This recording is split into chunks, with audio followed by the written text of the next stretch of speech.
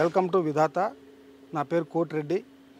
ఈరోజు భూమికి సంబంధించినటువంటి సమస్యల పరిష్కారం కోసం ఒక ప్రత్యేక కార్యక్రమాన్ని చేపడుతున్నటువంటి సునీల్ గారు మన దగ్గర ఉన్నారు.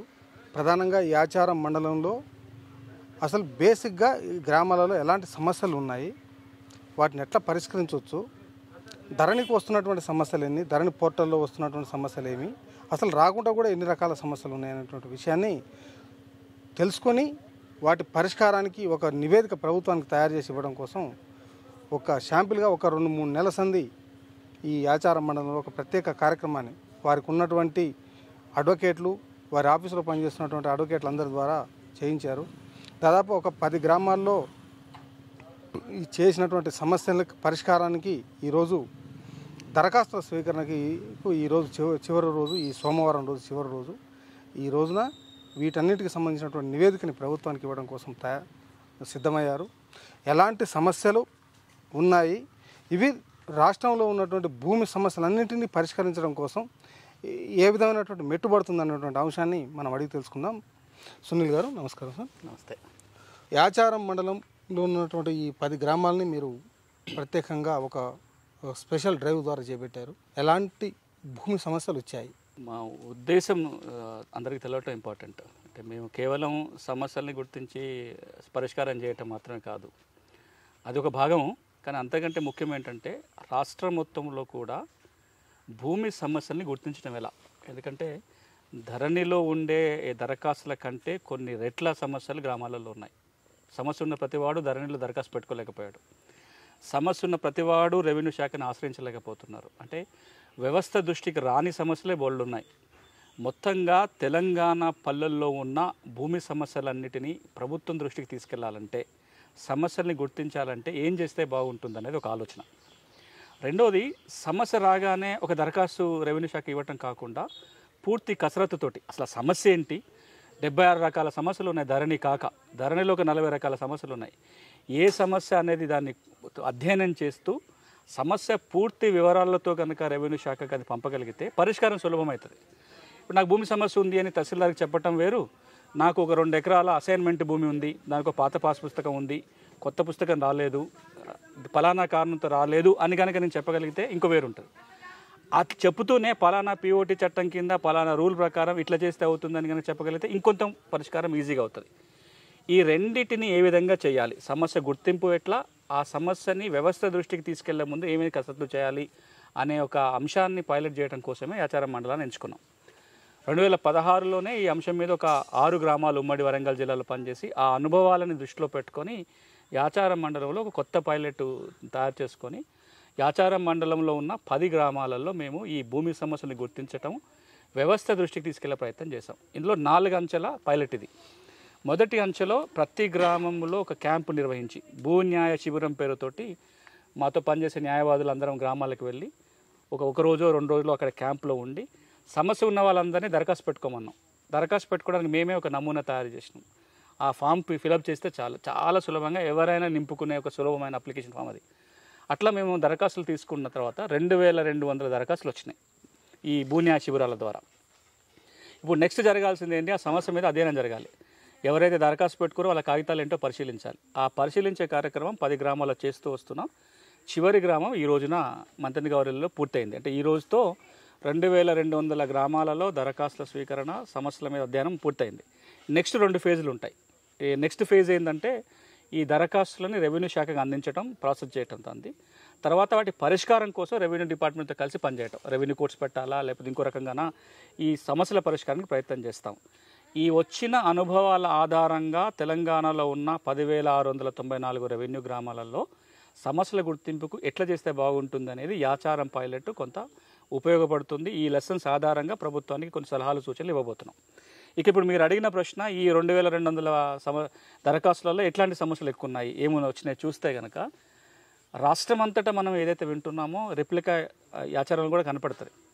ఈ వచ్చిన 2200 గ్రామాలలో అసైన్మెంట్ భూముల సమస్యలు చాలా ఎక్కువ ఉన్నాయి.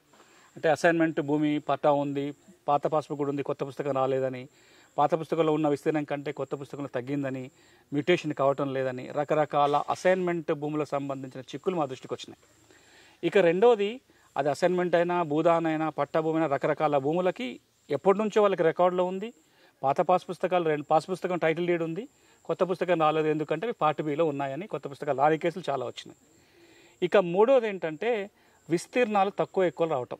ఎక్కువ వచ్చిన సందర్భాలు లేవులే, కానీ ఉన్నదానికంటే తక్కువ విస్తీర్ణం వచ్చింది. అసలు నెంబరే మాయమైంది, సర్వే నెంబరే మాయమైంది, లేదా ఆ నెంబర్లో ఎకరం ఉంటే అరెకరమే వచ్చింది. ఇట్లా విస్తీర్ణాలు తగ్గిపోయిన కేసులు మనకు చాలా కనబడుతున్నాయి. ఇక నాలుగోది ఏంటంటే మ్యూటేషన్లు కావటం లేదు.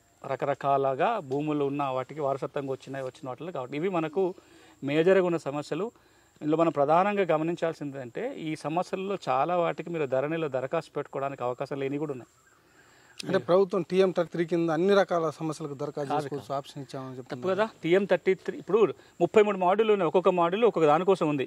TM33 మీకు కొత్త పాస్ పుస్తకం ఉండి అందులో విస్తీర్ణం తగ్గితేనో, సర్వే నెంబర్ మిస్ అయితేనో, భూమి స్వభావం తప్పుపడితేనో, nature of land classification land తప్పుపడితేనో, ఇట్లాంటి వాటిని సవరించుకోవడానికి TM33. లేదా చిన్న సమస్యలు, ఆధార్ నెంబర్ తప్పుపడింది, లేకపోతే పేరులో స్పెల్లింగ్ తప్పుపడింది, కులం తప్పుపడింది, జెండర్ తప్పుపడింది, ఇవన్నీ TM40లో తహసీల్దార్ దగ్గరికి పోయే దరఖాస్తులు. నిషేధ జాబితా అయితే 15. అట్లా ఏ సమస్యకి ప్రత్యేకంగా ఒక మాడ్యూల్ ఉంది. నాకు ఒక సమస్య ఉండి ఇంకొక మాడ్యూల్ దరఖాస్తు పెట్టుకుంటే కుదరదు. నాకు ఏ సమస్య ఉందో దానికి తగ్గ మాడ్యూల్లోనే దరఖాస్తు పెట్టుకోవాలి. రెండోది, ఆ మాడ్యూల్ లేని చాలా ఉన్నాయి. నాకు 13B సర్టిఫికేట్ వచ్చింది. ఇంతకుముందు ఎప్పుడో సాదా ద్వారా కొనుక్కున్నాను, పాత చట్టం కింద నాకు 13B సర్టిఫికేట్ వచ్చింది. 13B వచ్చిందంటే నేను భూ యజమానిని. పాస్బుక్ తెచ్చుకోవడానికి మాడ్యూల్ అవకాశం లేదు. నాకు 3080 ఉంది, తెచ్చుకోవడానికి అవకాశం లేదు. నాకు ORC ఉంది, పాస్బుక్ రాలే, దరఖాస్తు పెట్టుకోవడానికి మాడ్యూల్ లేదు. అట్లా ఇంకా దరఖాస్తు పెట్టుకోవడానికి కూడా అవకాశం లేని సమస్యలు కూడా ఉన్నాయి. అట్లా ఎన్ని సమస్యలు ఉంటాయి దరఖాస్తు పెట్టుకోవడానికి అవకాశం లేని సమస్యలు? ఇప్పుడు మనం లెక్క పెట్టుకుంటూ పోవాలి. ఎన్ని రోగాలు ఉన్నాయంటే ఏం చెప్తాం? కొత్త రోగాలు వచ్చిన కొద్దీ లిస్టులో ఇంకో చేస్తూ కూడా పోవాలి. ఇప్పటికైతే భూమికి సంబంధించి ధరణిలో 45 రోగాలు ఉన్నాయి. 45 మా దృష్టికి వచ్చిన రోగాలు, రాని ఇంకెన్ని ఉన్నాయో తెలియదు. ఆ 45లో దాదాపు 10-15 వాటికి దరఖాస్తు పెట్టుకునే అవకాశం లేదు. మిగతా వాటికి దరఖాస్తు పెట్టుకునే అవకాశం ఉంది. పరిష్కారాలు ఇప్పుడు జరుగుతున్నాయి. అసలు రాష్ట్ర వ్యాప్తంగా ఎన్ని రకాల సమస్యలు అసలు రైతులు ఎదుర్కొంటున్నారు భూమికి సంబంధించి? ఇప్పుడు నేను రైతులు కానీ భూ యజమానులు కానీ ధరణి వచ్చినప్పటి నుంచి చూస్తే కూడా 2020 నుంచి చాలా సందర్భాలలో గ్రామాల ప్రాంతంలో చాలా కార్యక్రమాలు నిర్వహించినాం. పోయిన సంవత్సరం కూడా భూన్యాయ శిబిరాల పేరుతో ఒక 15 గ్రామాలలో మేమే క్యాంపులు పెట్టి సమస్యలు ఉన్న వాళ్ళకి ఉచిత న్యాయ సలహాలు ఇచ్చినాం. ప్రతి శనివారం న్యాయగంట పేరుతోటి ఒక 4 ఏళ్ల పాటు నేను లైవ్ కార్యక్రమం నడిపిన. 6 నుంచి 7 వరకు ప్రతి శనివారం. ఈ మధ్యలో కొంత ఆపిన 6 నెలల నుంచి కార్యక్రమం లేదు, మళ్ళీ కొనసాగిస్తాను దాన్ని కూడా. వీటన్నింటినీ ఆధారంగా చేసుకొని చూస్తే 2-3 అంశాలు ప్రధానంగా కనపడుతున్నాయి. ఒకటి, ప్రతి గ్రామానికి ఎంత లేదన్నా ఒక 200 సమస్యలు అయితే కనబడుతున్నాయి. అంటే ధరణికి సంబంధించో ధరణి కానివో భూమికి సంబంధించి ఒక 200 సమస్యలు ఉన్నాయి. రెండోది, ఈ 200 సమస్యలలో ధరణిలో దరఖాస్తు పెట్టుకోలేని సమస్యలు కూడా ఉన్నాయి. ఇప్పుడు ప్రభుత్వం ఎందుకు పరిష్కారం చేయలేకపోతుందో చూస్తే, మూలాలకు వెళ్ళి చూస్తే కనుక, ఒకటి, నాకు దరఖాస్తు పెట్టుకునే అవకాశం లేదు. 2, దరఖాస్తు పెట్టుకున్న అన్నీ కూడా ఒకప్పుడు కేంద్రీకృతం, కలెక్టర్నో CCLనో పరిష్కారం చేయాలి. 3, అసలు భూమి రికార్డుల సవరణకి 6 చట్టంలో వెసులుబాటే లేదు. 2020 వచ్చిన చట్టం ఏదైతే ఉందో ఆ చట్ట ప్రకారం ధరణిలో ఏ తప్పులు ఉన్నా కోర్టుకు వెళ్ళాలి, సివిల్ కోర్టుకు వెళ్ళి ఉత్తర్వు తెచ్చుకుంటే తప్ప పరిష్కారం కాదు. ఇప్పుడు కొన్ని మార్పులు వచ్చినాయి గడిచిన 3-4 నెలలుగా. ముఖ్యంగా జనవరి, ఫిబ్రవరి నుంచి కొన్ని సర్కిల్లో మార్పులు వచ్చినాయి. అధికారాలు కొంచెం కింది స్థాయికి వెళ్ళినాయి. తర్వాత ఇప్పుడు కొత్తగా కొత్త చట్టము లేదా చట్టాన్ని సవరించే కార్యక్రమం జరుగుతుంది. తెలంగాణలో ఈ సమస్యల పరిష్కారం కాకుండా ఇంకేది మాట్లాడిన వృధా. కానీ దురదృష్టం ఏంటంటే సమస్యల పరిష్కారం నిన్న మొన్నటిదాకా అసలు ఎజెండానే కాదు ప్రభుత్వాలకి. ఇప్పుడు కొంత ప్రభుత్వం చొరవ చూపుతుంది కాబట్టి వాళ్ళకు కొంత మార్గదర్శకంగా ఉండాలి, కొన్ని సలహాలు ఇవ్వడం కోసం మళ్ళీ ఈ కార్యక్రమాన్ని మేము ఎంపిక చేసుకొని చేస్తాం. అంటే ఈ సమస్యల్ని పరిష్కరించడానికి అంటే ఏ రకమైనటువంటి కార్యక్రమాలు చేపడితే అసలు ఈ పరిష్కారం అవుతాయి? ఎందుకంటే భూమికి సంబంధించి అనేక, ఇప్పుడు ఎన్టీ రామారావు ప్రభుత్వం కానీ కాంగ్రెస్ ప్రభుత్వం భూ సంస్కరణ చట్టం తీసుకొచ్చినప్పటి నుంచి మొదలు పెట్టుకుంటూ వస్తే ఏ ప్రభుత్వం వచ్చినా రైతుల భూ సమస్య పరిష్కారానికి ఒక ప్రత్యేక కార్యక్రమం ఉంటుంది. ఒక ఆయన రెవెన్యూ సర్వీస్ అంటాడు, ఒక ఆయన కమిషన్ వేస్తాడు, ఒక ప్రత్యేక ప్రక్షాళన కార్యక్రమం అంటారు, ఇవన్నీ అంటారు. కానీ సమస్యలు పెరుగుతూనే పోతున్నాయి తప్ప అసలు పరిష్కారం కావడం లేదు. దీనికి ఒక ఎండ్ అనేది ఉండదా? ఎట్లా చేస్తే అసలు దీనికి ఒక ఎండ్ కార్డ్ అనేది పడుతుంది? అంటే భూ సమస్యల పరిష్కారానికి లాంగ్ టర్మ్ సొల్యూషన్స్ కొన్ని ఉంటాయి, కొన్ని షార్ట్ టర్మ్ అంటే ఇప్పటికిప్పుడు చేయాల్సినవి ఉంటాయి. లాంగ్ టర్మ్ సొల్యూషన్లో ఒక తెలంగాణ కాదు, దేశవ్యాప్తంగా 4 అంశాల మీద అన్ని ప్రభుత్వాలు దృష్టి పెట్టాలి.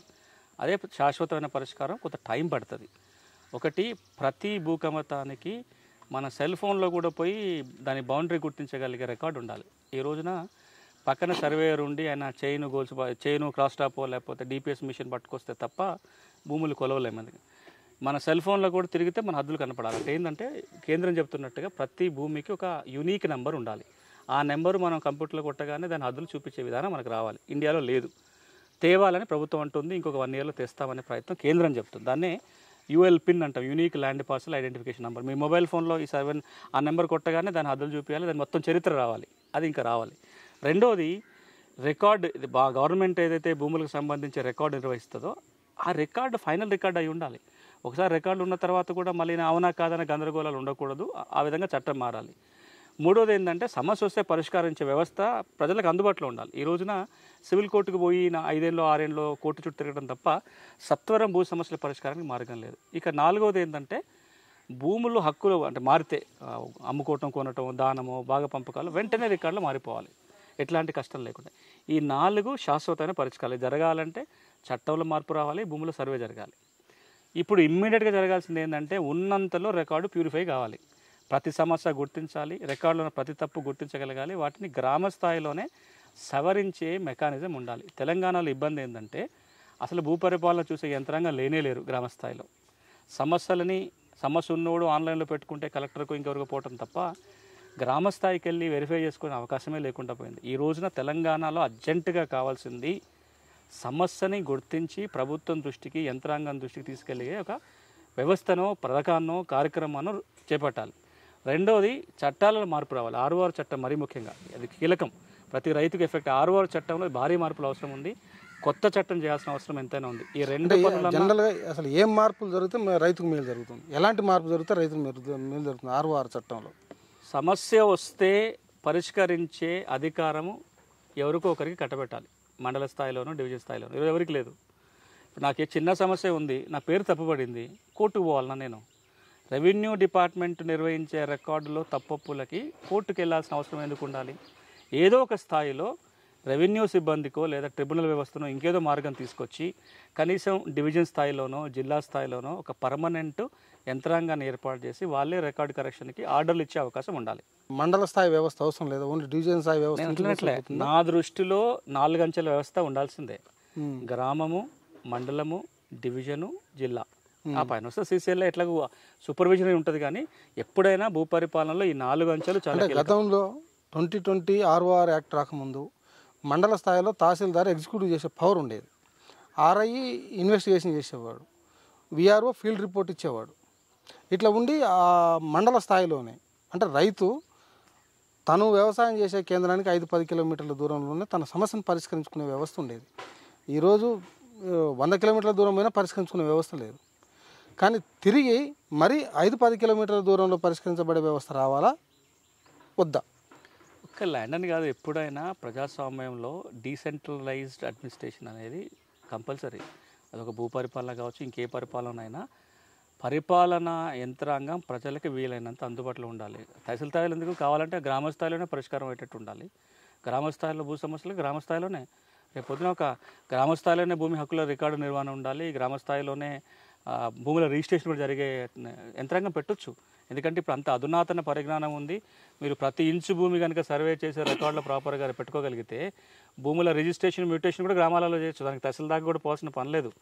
అంటే తప్పకుండా ఎంత వీలైతే అంత దగ్గరికి పరిపాలన తీసుకెళ్ళటం మంచిది. ఇప్పుడున్న వ్యవస్థలో కనీసం మండల స్థాయిలోనన్నా చేయగలిగితే, ఎందుకంటే కిందికి పోవాలంటే ఇప్పుడు మన రికార్డులు సహకరించవు, అంతమంది మనుషులు లేరు.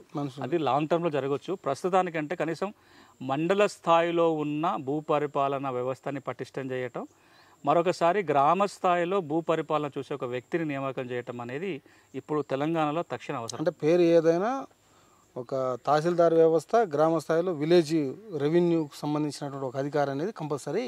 నేను ఆ మాట నేను చెప్పడం కాదు, 2014లో తెలంగాణ అంతా తిరిగి 10,000 మంది కలిస్తే వాళ్ళు చెప్పిన మొదటి మాట, అప్పుడు విఆర్ఓ వ్యవస్థ ఉంది కాబట్టి ఊరికి ఒక విఆర్ఓ ఉండాలి, ఆయనకి ట్రైనింగ్ ఇవ్వాలి, ఆ విఆర్ఓ మా ఊళ్ళోనే ఉండాలి, ఆయన మీద అజమాయిషి ఉండాలి, సమస్యలన్నీ ఊళ్ళోనే తీరుతాయి అన్నారు.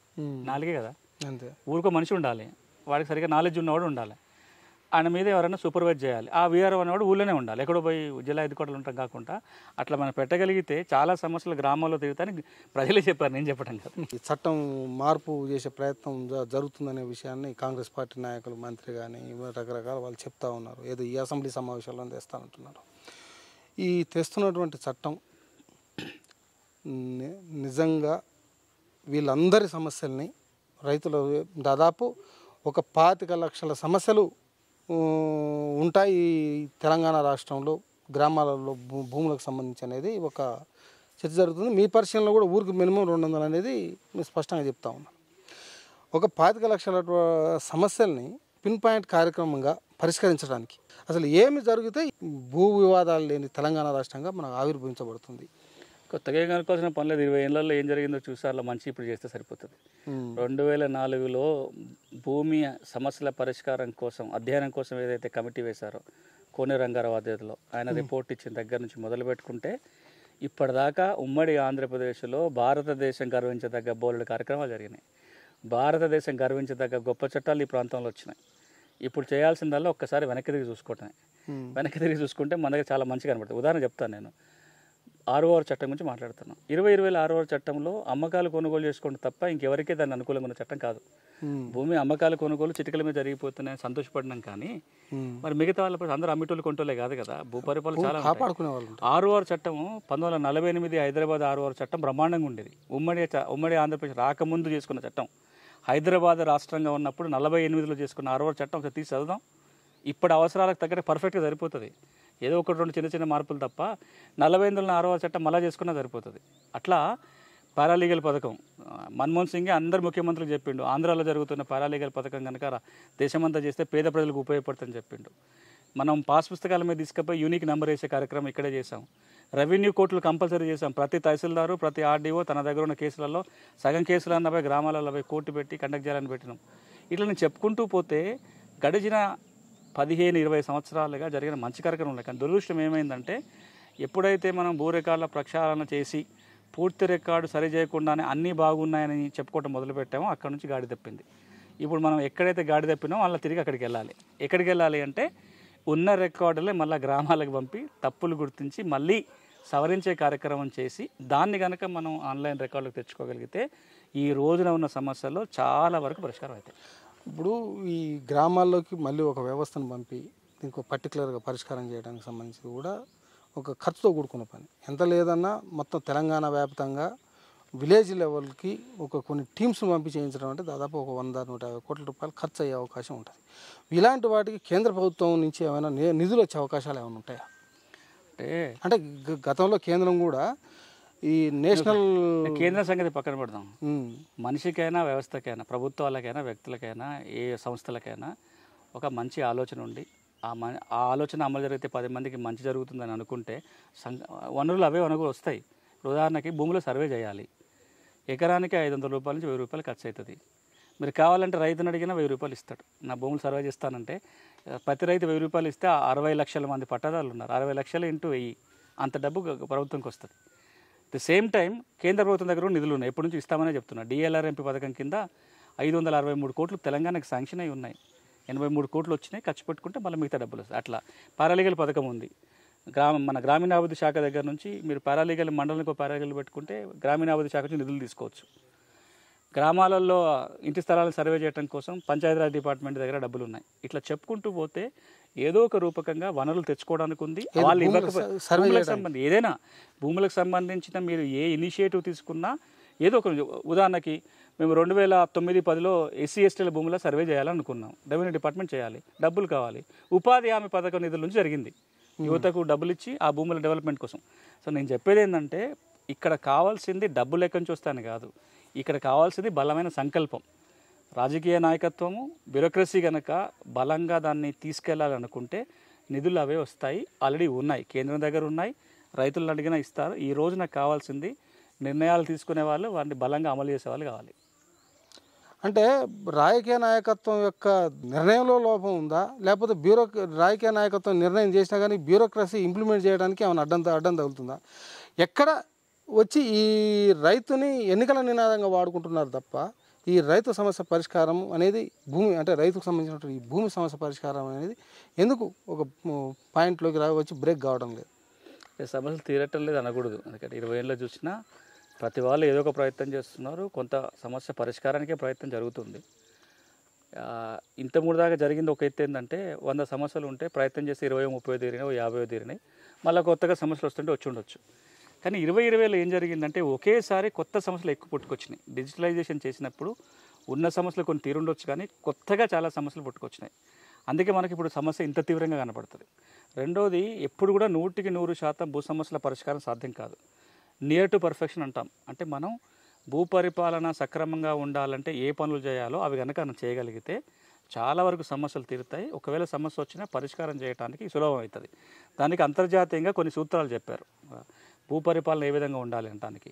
తర్వాత గవర్నమెంట్ ఆఫ్ ఇండియా కూడా ఇప్పుడు మొన్న ఒక 2 నెలల క్రితం కూడా కొన్ని గైడ్లైన్స్ ఇచ్చింది. ఇంకో ఈ మార్పులు కనుక మీరు భూ పరిపాలనలో చేసినట్లయితే అంటే ఏం మార్పులు చేయాలి? అందులో 4-5 ప్రధానంగా చెప్తారు. ఒకటి, భూముల రిజిస్ట్రేషను, మ్యూటేషను సత్వరంగా వెంటనే జరిగేటట్టు ఉండాలి. భూమి రికార్డులన్నీ కంప్యూటర్లో ఉండాలి, వాస్తవానికి అద్దం పట్టేటట్టుగా ఉండాలి. భూమి సమస్యలు వస్తే పరిష్కారం చేయడానికి ఒక యంత్రాంగం ఉండాలి. గ్రామ స్థాయి నుంచి రాష్ట్ర స్థాయి వరకు భూ పరిపాలన యంత్రాంగం పటిష్టంగా ఉండాలి. ఇవి ప్రధానమైనవి. వీటి వైపు ప్రయత్నాలు జరుగుతున్నాయి. ఆ ప్రయత్నాలు చేసేటప్పుడు కొన్ని కొత్త తప్పులు చేస్తున్నాయి, కొత్తగా సృష్టిస్తున్నాయి. తెలంగాణలో ప్రత్యేకంగా జరిగింది ఏంటంటే భూ రికార్డుల ప్రక్షాళనలో జరిగిన తప్పుల వలన ఈరోజు కూడా ఇంకా మనం మళ్ళా పూర్తిగా సమస్యల పరిష్కారం చేయలేకపోతున్న పరిస్థితి. అందుకే మళ్ళీ ఇంతకుముందు చెప్పింది ఏంటంటే ఇప్పుడు ఏదైతే ధరణిలో రికార్డు కనబడుతుందో అది మళ్ళీ గ్రామాలకు తీసుకెళ్ళాలి, గ్రామాలలో తప్పులు గుర్తించాలి, వాటిని సవరిస్తే ఇప్పుడున్న సమస్యలలో దాదాపుగా 80% మళ్ళీ ఒక 6 నెలల నుంచి సంవత్సర కాలంలో పరిష్కారం చేయొచ్చు. అంటే భూమి సమస్యల పరిష్కారానికి భూమి యొక్క రికార్డు అంటే కంప్యూటర్లలో ప్రజలకు అందుబాటు లేకున్నటువంటి భూమి రికార్డుని తీసుకెళ్లి ప్రజలు గ్రామ చావిడిల ముందు ప్రదర్శన చేయాల్సిందే. ఉమ్మడి వరంగల్ జిల్లాలో 16 గ్రామాలలో పహాని తీసుకెళ్లి గోడ మీద రాశారు. తప్పే ఉంది, రాయండి. లేదా పహానీని ఒక 10 కాపీలు ప్రింట్లు తీసి గ్రామ పంచాయతీ ఆఫీస్లో పెట్టండి, ఇలా గోడలకు అతికించండి.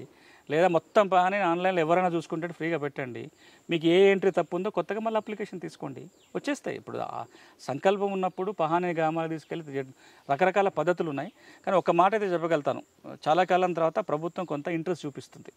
భూ సమస్యకు పరిష్కారం చేయాలి, చట్టాల మార్పులు తేవాలి, రైతులకి భూ సమస్యలు చిక్కులు ఉన్నాయి కాబట్టి ఏదో చేయాలంటుంది. కాబట్టి మనలాంటి వాళ్ళందరం కూడా ఇదే సమయం ప్రభుత్వాన్ని కూడా చెప్పడానికి ఏం చేయాలో ఇట్లా 10 మంది కూడా దీని గురించి చెప్తూ పోతే సివిల్ సొసైటీ కానీ అన్ని రాజకీయ పక్షాలు కానీ రైతుల మేలు కోరుకున్న వాళ్ళందరూ కూడా ఏం చేయాలో అందరూ ఆలోచన చేసి ప్రభుత్వం దృష్టికి పోతే ప్రభుత్వాన్ని కూడా సహకరిస్తే ఏదైనా కొంత మేలు జరిగేటట్టుంది. తప్పు జరిగిందని చెప్పాలి, వాళ్ళు మంచి చేసి ఆలోచించినప్పుడు ఇవి చేస్తే బాగుంటుంది అనేది చెప్పే బాధ్యత ఉంటుంది.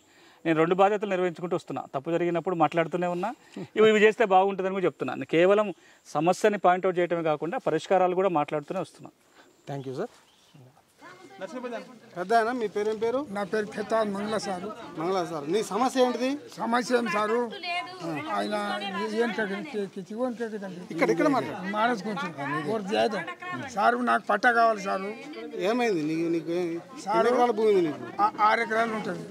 6 ఎకరాలు ఉంది సారు, నా పేరు మీద 6 ఎకరాలు ఉంది. 6 ఎకరాలు పట్ట కావాలి సారు. మధ్యనే ఏమైందంటే కేసీఆర్ భూదానం పంపింది సార్.